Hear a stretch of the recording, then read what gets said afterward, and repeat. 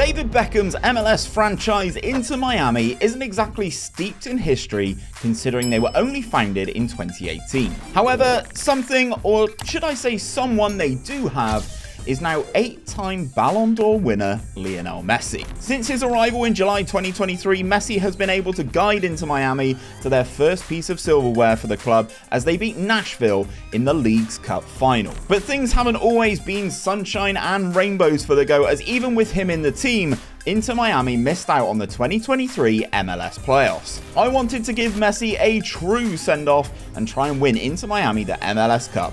So I opened up Football Manager 2024 and took the Inter Miami job. So let's dive in game and see how this team looks. So guys, this is how we are set up with Inter Miami in game. Now they do look relatively interesting. They've got some interesting players. I'm looking at 𝗕𝗨𝗬𝗜 as one of them. Julian Carranza as a striker looks like a pretty good option, but he is wearing the number 10 because if you scroll through this team, you will notice there is no Lionel Messi. Now I wanted to do this in a real world database because I wanted things to be as realistic as humanly possible. However, when doing that, the MLS season starts in March, and if I go onto the transfers tab, you can see the arrivals of several players including 𝗕𝗨𝗬𝗘𝗓, Sergio Busquets, and Lionel Messi does not happen until July. So we're going to have to start the MLS season without any of these players. So it's going to be very interesting to see how season number 1 goes. In terms of the competitions though, these are the competitions we do have. We've got the MLS, where obviously Inter Miami are part of the Eastern Conference. So the conferences are split in half.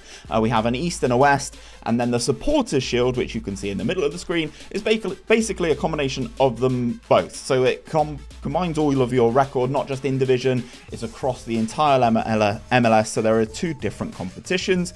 You get into the Eastern Conference Playoffs, you get into the Western Conference Playoffs, and you play each other all the way through until someone wins the MLS Cup. We also have the Lamar Hunt US Open Cup as well, which is basically like their FA Cup equivalent or the DFB Pokal equivalent, Coppa Italia, Coppa del Rey, etc. It's a cup competition, which is knockout, win or go home. So we need a tactic to run things, and we are going to use GYR's low-key tactic today because basically I want to put Messi in this hole as the advanced playmaker. I don't want him to run around. I don't want him on the wing.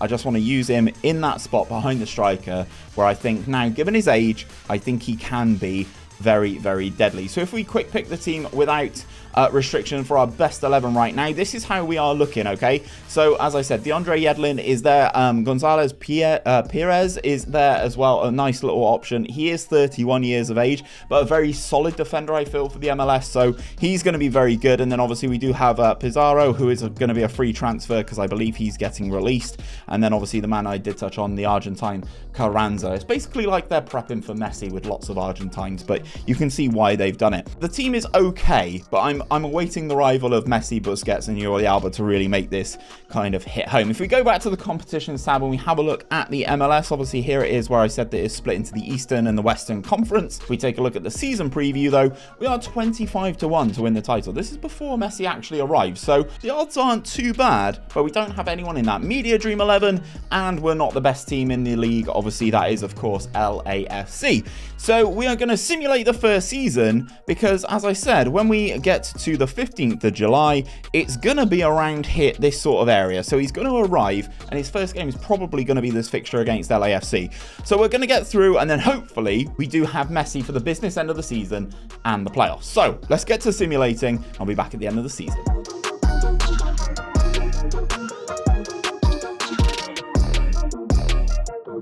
Okay guys, so at the end of season number 1, on the screen right now, you will be able to see the MLS Eastern Conference table. Yes, we did top the Eastern Conference, which meant obviously we do go into the playoffs. There is a wildcard game and the wildcard round, which we avoid, and then you go into a playoffs where first we'll take on the winner of the wildcard game, and then you sort of work your way down until everybody's basically even. But we won the Eastern Conference, which is great. It's a nice little achievement for us in season number 1. There are some good teams here. Atlanta United missing out as well. They're quite a good side in the MLS, I believe. Again, you can kind of see some of the names in here that are probably a bit more synonymous worldwide. New York Red Bulls, for instance, New York City, part of the City Group. So yeah, there's some interesting ones in here, but we did win the Eastern Conference, which is great. On the other side of the coin, San Jose Earthquakes won the Western Conference, which is great. And then if we go and take a look at the Supporters Shield League table, you'll be able to see we were the best team in America. Yes, we won the Supporters Shield by 6 points in the end, which wasn't too bad. 99 goals scored, yes, perfect, and 43 goals conceded. And then it goes into the playoffs. If we go into the wildcard round, you can see Philadelphia Union beat Orlando City, so we took on Philadelphia Union. We played Philadelphia Union. I'll come back to that one in a second. You can see it is 2 legs. We won both legs. We go through into the Eastern Conference semi-finals, where we took on New York City. We beat New York City 3-1, which meant we went into the Eastern Conference finals, where we beat Charlotte on penalties. So things were going pretty darn well for us there. And then you move into the MLS Cup, because we are the team coming out of the East. Who were the team coming out of the West? Well, it was San Jose Earthquakes, and they beat us 2-1. Leo Messi did score the first goal in this game inside the 9th minute. We were the better team, but unfortunately could not get the job done. So obviously you can see we've added the players. Jordi Alba, Messi's there, Busquets is there. And because FM is weird, we'd already given our shirt number 10 to somebody. Lionel Messi has a number which is a little bit synonymous with other American sports. It's Messi 23. And he did quite well since he came in, obviously, as you would expect. 12 goals, 9 assists for Messi in this one. He still looks very good, and he's currently wanted by LA Galaxy and Austin FC, but obviously we're not going to let that happen. He is 36 years of age, so I reckon I can get maybe 2 more seasons of Messi before he does retire. And ultimately, the goal is to win that MLS Cup, because we didn't do it this season in season number 1. I think there's some strengthening possibilities that we can do with this team going into season number 2. But yeah, San Jose Earthquakes beat us 2-1 in that final, which is really disappointing. If we go over to the competition tab, you can see a bit of everything, though. We were knocked out in the West final of the League's Cup. This is actually the tournament that Messi did win, or Inter Miami did win, not just Messi, once he did arrive. But we did win the Lamar Hunt US Open Cup, beating San Jose Earthquakes in that final. Lionel Messi scoring 2, including this 98th minute penalty to win the game. Now I have to show you this. 98th minute, here comes Lionel Messi, and he just dinks a Panenka down the middle to win the US Cup. That is absolutely ridiculous, and that is the caliber that I want leading my team. So obviously we are going to have Messi and all the other boys from the start of the season next year. But yeah, it's going to be very interesting. If you look at the finances in the MLS are very interesting. Obviously the club's got loads of money. I've got a decent wage budget, not a lot in the transfer budget, but next season I am going to get 37 million, so that will come in very soon. We're just at the final day of the season now, so that's going to come in pretty soon. But ultimately this doesn't matter, and I'm going to try and explain the MLS stuff to you to the best of my ability. So you're allowed 30 players in the squad. Minimum size is 18, so you have to register 18. You do have a salary cap of 80,000, which, as you can see, as things are set right now, we are set to overspend.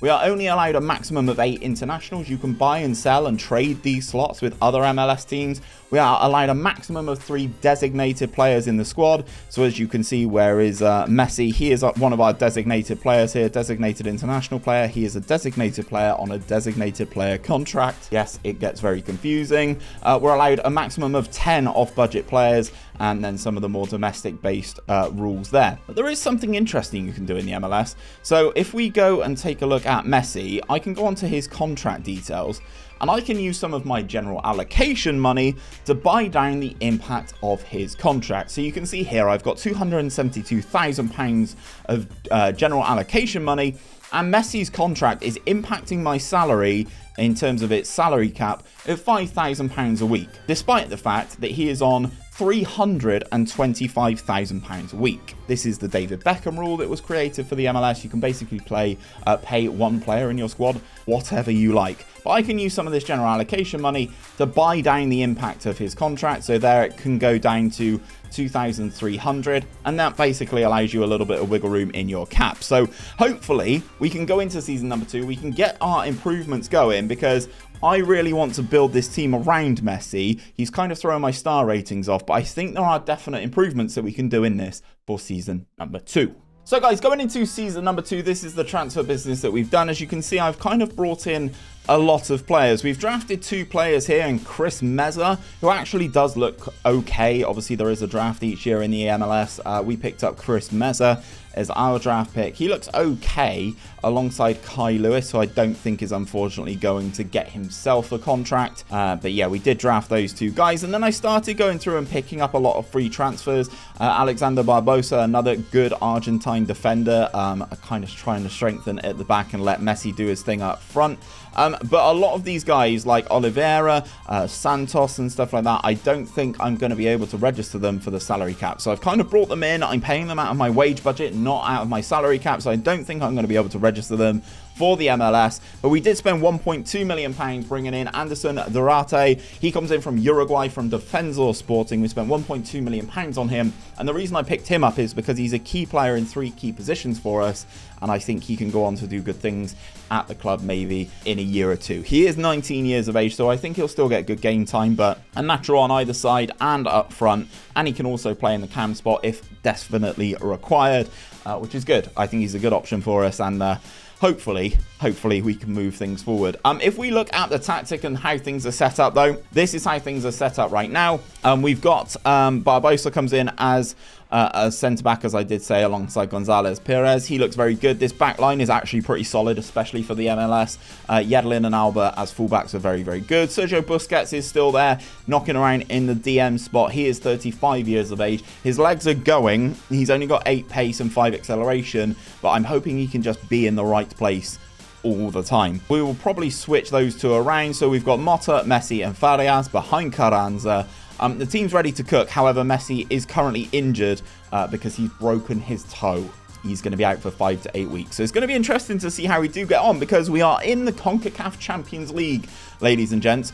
We are currently in the 2nd round where we take on Club Lyon. Obviously, the season will kick off, and I'll show you how we get on in that at the end of the year. We do have the Lamar Hunt US Open Cup, which we will be looking to defend alongside the Supporters Shield. And obviously, the board expectation is for me to win the MLS this season. We got all the way to the MLS Cup final last year. Now it's time to go and win that trophy. Messi's here for the whole season. We can bed in. Everyone can get used to everyone rather than him coming in 2/3 of the way through the season. So hopefully we can push on and get the job done. If we go and take a look at the preseason odds, it's been reflected. We do have Leo Messi from the start of the season. He's not made it into the media dream 11, but Jordi Alba has. We are 4-11 to win the title this year. So we really need to get the job done. So we're going to simulate season number 2. Let's see how we get on.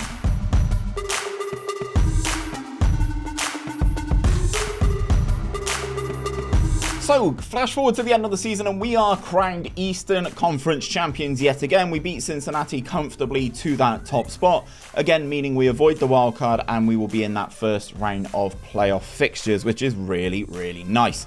We did move things forward, though. Let me expand this. On the western side of the conference, San Jose Earthquakes, last season's finalists and winners ultimately, who beat us in the final, they were the best team in the West yet again. So it's going to be interesting to see how we do get on. If we go into the wild card round, this time it was Montreal versus New York City. If I go onto the tree, you can see again we worked our way all the way through to the final yet again. We beat Montreal, we beat Cincinnati, and then we beat Charlotte in extra time in a replay of last season's Eastern Conference final. We've been victorious 2 seasons in a row now, so I'm sure they are going to be frustrated with how that one has gone. But we made our way all the way to the final. But there is some news I need to talk to you guys about. So this game right here, you can see Lionel Messi scores a first half hat-trick against Austin FC, and that prompted some bad blood from Austin. I'm very disappointed with them because Lionel Messi, in the 85th minute, broke his leg.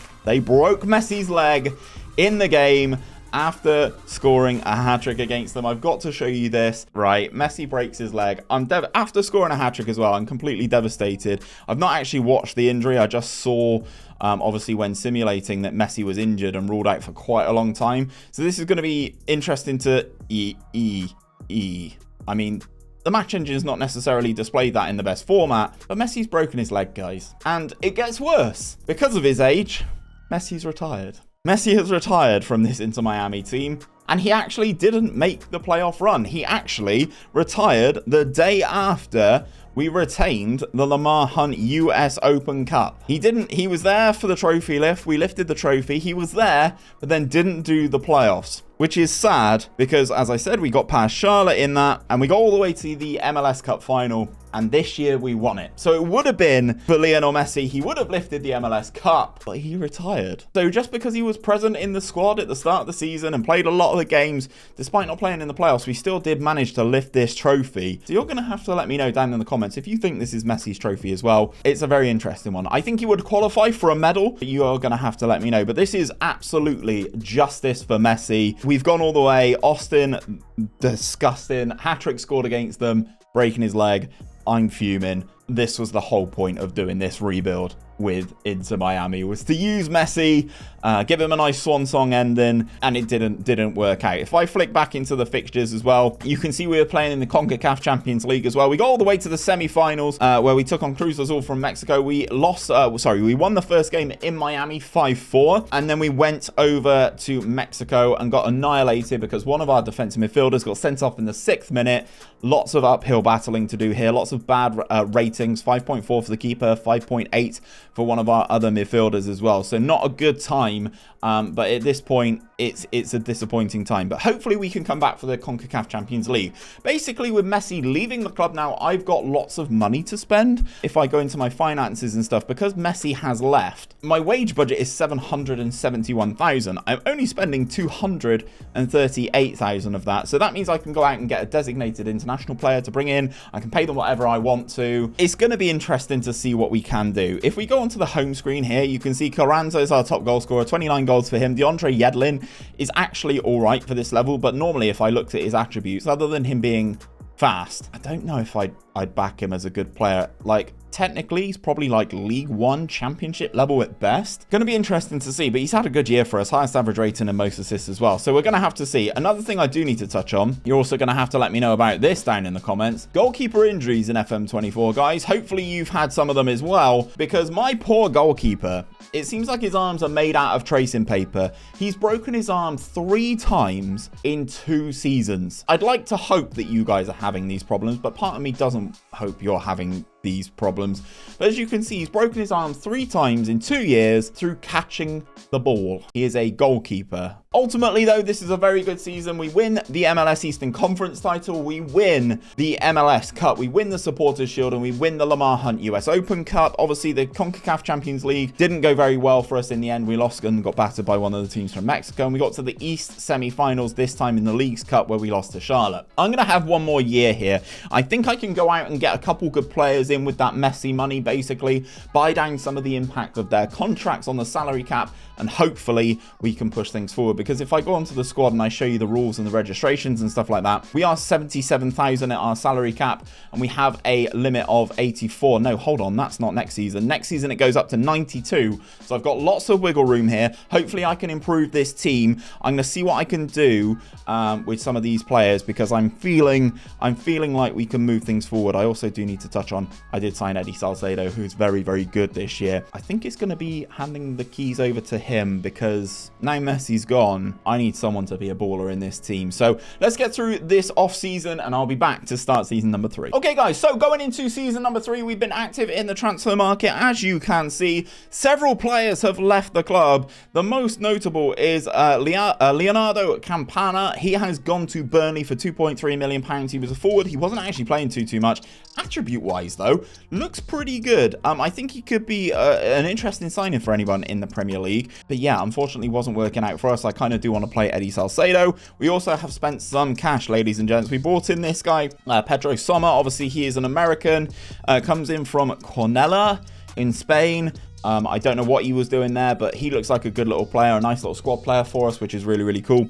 We also brought in this guy, George Bello. You can see I'm kind of going after Americans here because Jordi Alba's left the club. Jordi Alba has left the club. I wanted to replace him with a American. He comes in. He's been capped by the US men's national team. Looks like a good player. He hates big games, but ultimately as a fullback, I think he's a good option for us. We spent how much money on him? £3 million on him. And then this is my Messi replacement, Andy Delort, the former Nantes player, Montpellier Montpellier, Toulouse. He's played a lot in Liga. He's now playing in the MLS for us. We've bought him for £15 million.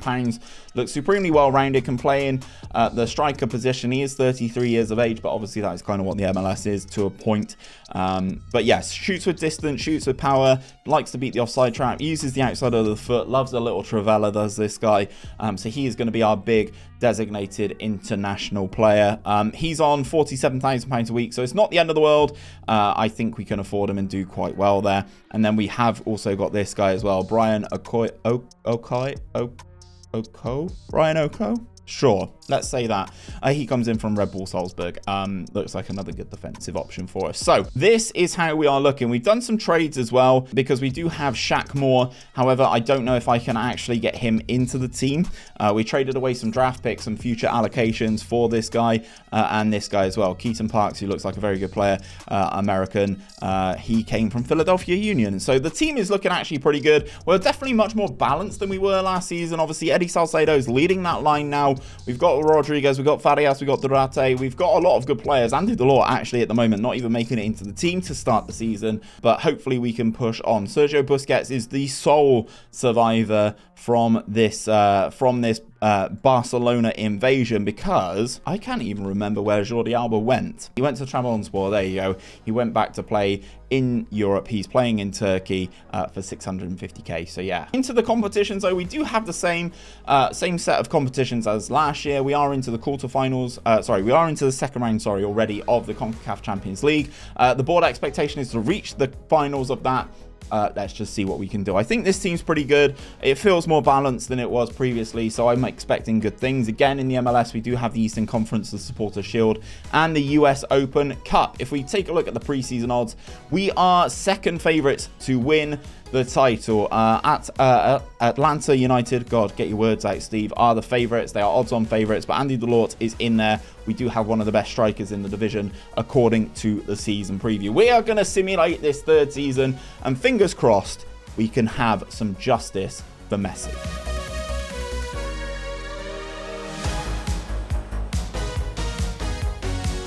So guys, to the end of the season, this was our best season so far. You can see yet again, we've topped the Eastern Conference table. We've scored 111 goals this time with Inter Miami. The boys have done really, really well. 2 draws, 4 defeats all season in the MLS, which of course does mean we win the Supporters Shield yet again. This is definitely the most comfortable it's been. Cincinnati are actually in our conference as well. They finished in second, so there's gonna be some interesting stuff coming out of the East at the very least. You will be able to see what happened in those fixtures in just a second. Atlanta United are the best team in the West. As you can see, they did finish third in the Supporters Shield, which means if I go back to the Eastern Conference wildcard and we swap this from saying rang to tree, you can see the progression yet again. New York Red Bulls beat New York City in the wildcard game. We dispatched of them, we dispatched of Cincinnati, and then we beat Charlotte for the third Eastern Conference final in a row, guys. We got our way all the way to the MLS final, and if I go on to the West, you can see FC Dallas got their way through, so it was an interesting one there. Sorry, Atlanta are very much in my conference, aren't they? I'm pretty sure. Yeah, Atlanta are in my conference. I'm an idiot. But anyway, guys, we got into the MLS Cup final where we took on FC Dallas and we beat them again. So we are back-to-back winners of the MLS Cup. If I go on to the MLS Cup and I show you the past winners, you can see last season's was the first time that we'd ever won it. 3 final appearances in a row, all of the finals being held in our stadium because we were the best team in the Supporters Shield. We lost it in the first one against San Jose Earthquakes. We recovered season number 2 and we won it, got our own back on San Jose, and this time we beat FC Dallas in that final to go back to back. If I open the competitions tab, we also won the Lamar Hunt US Open Cup as well. We beat Charlotte in that final. Charlotte wishing we weren't the manager here. We win that game with an 89th minute winner from Julian Carranza, which you absolutely love to see. And if I go on the past winners, you can now see we've won it 3 seasons in a row. So I think Inter Miami at this point are very much the best team in the country. And I will also say we won the Champions Cup. We beat Cruz Azul in this one as well. Obviously, as MLS Cup champions, we take on the best team in Mexico, and we beat them. Carranza with a hat-trick in this one. They did score 2 late goals, but I think we were very much in command of this one. We were very, very good. The team did very good things, and this is, as I said, the justice for Messi season. But I do have something to talk to you guys about, because in terms of the competitions, we had the CONCACAF Champions League. Yes, this is the competition, the continental competition, the Champions League equivalent in Americas, or in the North American region. We took on Monterrey in that second round. We beat them comfortably. We took on Tijuana. We win 10-5 on aggregate in those games. Then we take on Club America. We take on everybody coming out of Mexico. We beat Club America at home 6-2. We traveled away. We lose 2-1. It does not matter. We get into the final against Deportivo Guadalajara, and we absolutely dominate them. We win 6-0 in this final, and we even got a goal from 𝗕𝗨𝗬𝗓 to show the levels that we are at. Absolutely dominant, winning every competition bar the Leagues Cup with this Inter Miami team. If we go onto the club info and we take a look at their history, you can now see we've won 2 MLS Cups, 3 Supporters Shields, 3 Eastern Conference Finals, and I don't know why the CONCACAF Champions League isn't showing there, but I think this is a very successful rebuild of Inter Miami. I wanted to use Messi for as long as possible, but Austin FC broke his fucking leg. I was devastated when I saw that happen, but this was the rebuild of Inter Miami, guys. If you want to check out more rebuild content, look at this playlist, and if you do want to continue this save, please do come over to my Patreon. The files will be posted on there. Links to that are in the description.